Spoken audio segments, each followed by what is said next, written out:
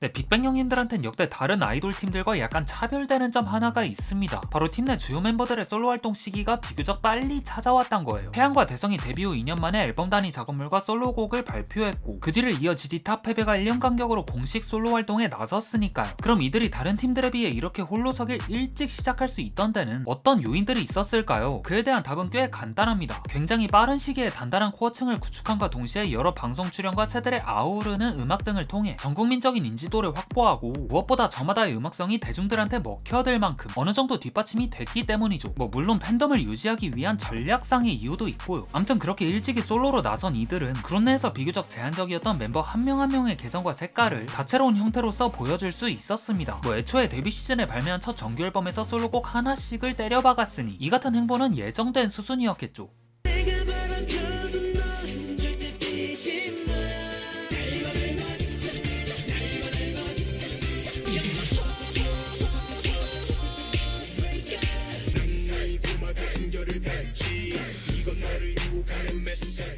이처럼 빅뱅은 남들보다 한 발 앞선 과감한 행보로 팀은 물론이고 개인의 정체성까지 빠른 기간 내에 확립할 수 있었어요. 하지만 정작 본체인 빅뱅의 컴백까진 꽤 오랜 시간이 필요했는데요. 멤버들의 개인 스케줄이 전부 다 빽빽해진 탓에 팀으로 뭉쳐서 활동하는 데 어려움이 있었고, 마침 또 이때 일본 시장을 적극 공략하고 있던 터라 국내 음반 시장에 눈길 줄 새가 없었거든요. 때문에 이 형님들은 국내에서 약 2년 동안 음악 관련한 팀 활동을 거의 하지 않았죠. 근데 이 시간의 틈 사이에서 무언가를 만지작거리던 두 남자가 있었으니 나머지 팀원 3명이 다른 데서 열심히 돈 벌 동안 작업실에서 죽치고 음악만 주구장창 만든 GD와 탑이었죠. 사실 이 둘이 철저한 계획하에 유닛을 결성하기로 한 건 아니었습니다. 정말 우연에 의해 이런 조합이 탄생했죠. GD는 솔로 활동이 끝난 다음 빅뱅 차기작을 준비하고 있었고, 탑은 영화 촬영 끝나고 나서 작업실에 곧바로 투입됐는데, 이때 두 사람이 함께 작업하는 시간이 길어졌대요. 그렇게 각자 스튜디오에 나와서 며칠간 같이 밤새면서 가사 쓰고 녹음하고 서로의 결과물을 피드백하는 이 사이클을 반복하다 보니 어느새 곡들은 앨범 단위 작업물가량으로 쌓여 있었고, 이걸 다 들어본 양현석 아저씨는 빅뱅 앨범 내기 전에 둘이서 프로젝트 앨범 하나 내볼 걸 제안했다 하죠. 그룹 내에선 쉽게 할 수 없던 다양한 음악적 시도도 해보란 말을 덧붙이면서요. 사실 그 전에 YG 내부에선 다양한 조합의 유닛을 구성했었다고 해요. GDN 대성, 탑N 대성, 패배N 태양 이런 식으로요. 하지만 최종적으로 가장 많은 작업량을 선보이고 내부에서 반응이 좋았던 GDN 탑으로 유닛 결성을 확정지었다 합니다. 자, 이제 출격 준비를 완료한 이 두 사람은 본인들의 음악을 알리는 첫 무대로 마마를 선택했어요. 아니, 보통 같으면 따로 쇼케이스를 열거나 음원 사이트에다가 선공개로 출시하기 마련인데, 이 형님들은 아시아 10개국에서 생중계되는 겁나 큰 무대에서 공개하기로 한 거예요. 그니까 마말 쇼케이스 장소로 쓴 거죠. 근데 이 같은 결정을 다른 시각에서 바라보면 이건 아티스트로서 음악에 대한 자부심이 대단하고 마케팅 측면에서 굉장히 영리했다 볼 수 있었죠. 전세계 K-POP 팬들의 눈이 한꺼번에 쏠린 곳에 아직 나오지도 않은 신곡을 거의 공짜로 홍보한 셈이었으니까요. 그리고 그날 무대에 오른 이 두 사람은 본인들한테 주어진 약 7분 남짓한 시간을 말 그대로 찢었습니다. 앨범에 수록될 처음과 마지막 트랙을 각각 등장해 선보인 뒤 곧이어 둘이서 뻐기가요를 부르는데, 여기서 내보인 둘의 시너지는 혁신적이었어요. 화려한 무대 장치나 잘 짜여진 안무가 없었음에도 아이돌의 정형화된 무대 구성에서 벗어난 연출과 정말 간지란 게 뒤져버리는 아웃핏, 텅 빈 무대를 즉흥적인 움직임으로 채워버리는 깡따구는 K-팝씬 내에서 이들의 위상을 실시간으로 보여주는 듯 했죠. 우린 남들이 넘볼 수 없는 위치에 있단걸요.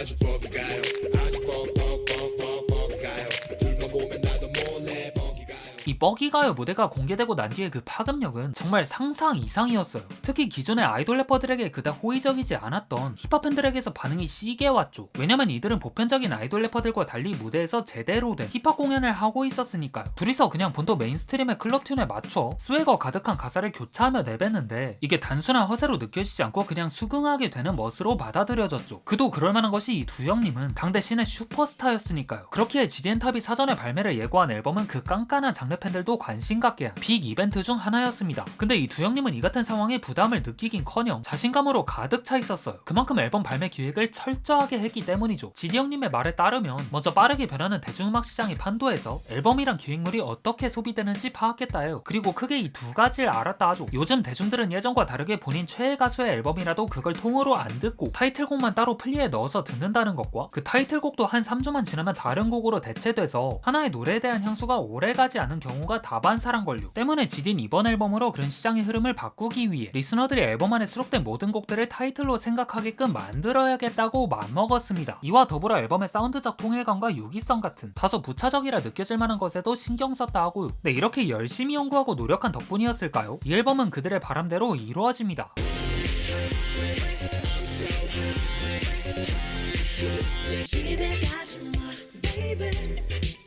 너에게 줄 선물이 여기 있는데 Oh yeah, 난 feeling like 앨범 GD&탑은 비록 GD 솔로 앨범이나 빅뱅 팀 앨범에 비해 높은 판매고를 올리진 못했지만 그럼에도 가온차트 기준 당일연도 판매량 5위라는 상당히 인상적인 성적을 남겼어요. 근데 이 앨범엔 단순히 숫자로 보이는 것 이상의 상징적인 의미가 있습니다. 누군가에게 마냥 신나는 클럽 뱅어 모음집처럼 느껴질 만한 GD&탑이지만 이건 어떻게 보면 음악신을 향한 일종의 선언에 가까웠거든요. 앨범의 첫 트랙인 인트로에서부터 그 실험적 태도가 반영돼 있습니다. 아이돌한테 터부시대는 자기과시성 표현이나 성적 코드가 담긴 내용을 늘어놓고 본인과 직접적으로 연관된 스캔들도 피하지 않고 가사에 떡하니 박는 등 우리의 표현에 한계를 두지 않겠다는 태도를 내비쳤어요. 그리고 이것들이 사람들의 반감을 부르지 않고 설득력 있게 발휘될 수 있던 데는 실제로 그들이 그런 삶을 살고 있으며 그걸 표현하는 방식에 재치가 있었기 때문이죠. GD나 탑이나 당시 연예계 전반을 씹어먹던 탑스타였으니 이런 당돌한 가사를 쓰는 게 전혀 어색하지 않았고 또 이런 워드플레이 같은 경우엔 기성 래퍼들과 견주어봐도 결코 뒤지지 않는 오히려 몇몇 래퍼들의 가사보다 뛰어난 펀치감을 자랑합니다. 야스송을 다룰 땐 디테일한 상황 설정과 너무 가볍지도 너무 무겁지도 않은 능글맞은 표현으로 일관하며 청자의 자연스러운 정서적 공감감을 형성했고요. 특히 GD의 작사적 역량은 이 앨범으로서 정말 억바 없는 프로 레벨에 도달했음을 알 수 있었죠.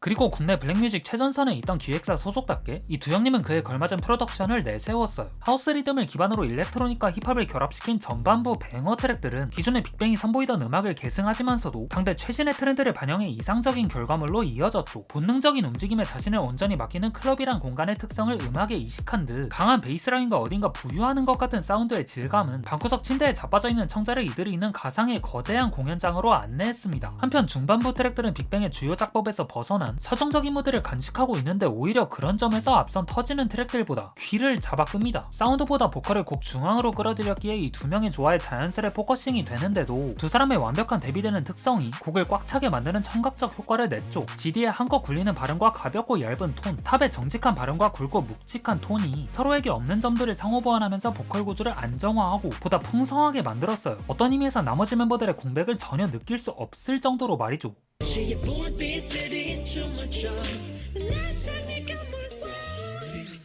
한편 이 앨범이 K-팝 팬들뿐만 아니라 장르 팬들한테까지 뜨거운 반응을 이끌어낸 이유엔 장르적 문법에 충실한 트랙이 수록됐다는 점도 있어요. 올드스쿨 힙합의 문법을 따른 인트로라든가 앨범 내에서 가장 힙합적 때깔이 강한 뻐기가요가 그 대표적인 예시죠. 특히 뻐기가요는 디플로의 미니멀한 편곡에 힘이 더해지며 중독성과 그루비함을 동시에 챙긴 트랙이고요. 물론 객관적으로 이 두 형님의 퍼포먼스가 해당 장르씬에 속한 이들보다 더 낫다 할 순 없지만 이들은 그들의 실력을 능가하는 간지를 장착했기에 힙합 팬들은 한국에서 힙합으로 이 정도 간지를 낼 수 있다고 하며 신선한 충격을 받은 겁니다. 이때까지 한국 힙합 대부분의 플레이어들과 팬들은 보여지는 것보다 작업물의 퀄리티를 중시하는 풍토가 있었는데 GD&탑의 등장으로서 그런 뿌리박힌 관념이 살짝 부서지고 나아가 힙합과 K-팝의 담을 좀 누그러뜨리게 됐죠. 자, 근데 이들의 콜라보는 여기서 끝이 아니에요. 대략 5년의 시간이 흘러 이들은 빅뱅의 메이드 시리즈 4번째 프로젝트에 담긴 쩌러란 트랙으로 다시 한번 나타납니다.